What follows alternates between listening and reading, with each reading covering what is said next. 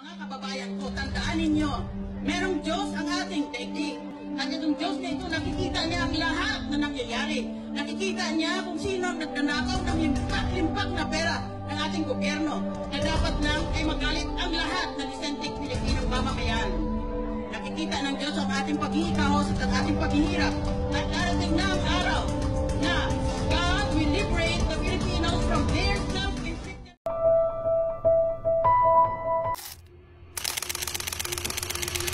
Mahirap nga ba talaga ang Pilipinas? Gayong limpak-limpak ang nananakaw ng korupsyon. Pinapaikot na mga lumot, yung mga utak, kinukurap, takti ka na takot, ay kaisa sa pag-goberno ang sultan sa ating kumot, puro tanda, nasa gawa, sige ngiti, di nakakatuwa, mga puro pangako, lahat mo tata, ubus na pasensya namin madla, kumakalam na yung mga resiktura, biglang papasok, oportunista, nakalimutan ka para sa pera, pagkikisama yan ang binibenta. Diretso ka po ba sa tinlikong-likong sistema o sasama ka sa akin, puksain ang epidemya? Nalamaganap, nagpahirap, sa mahirap, tumatapos na pangarap, di na magilap, yung mga ulap, habang tayo ay naghihirap, sila sige sa pagkalap, ng yaman na dapat panglingap sa ating mahirap. Kailangan po natin magkapit-bisig, ipaglaban po natin ang mga mamamayan.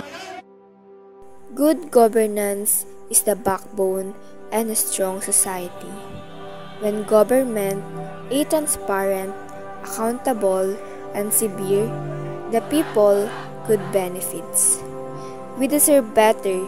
We deserve leaders who listens, who act with integrity, and put a well-being of the people first.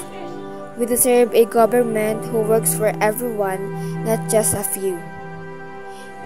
We believe that good governance is the foundation of a just, prosperous, and sustainable society. It is not only about leadership. It is about accountability, transparency, participation, and integrity in serving the people. A society where every citizen trusts their government, where resources are managed responsibly, and where decisions are made for the common good. Through good governance, we can create a future marked by peace, progress, and inclusivity.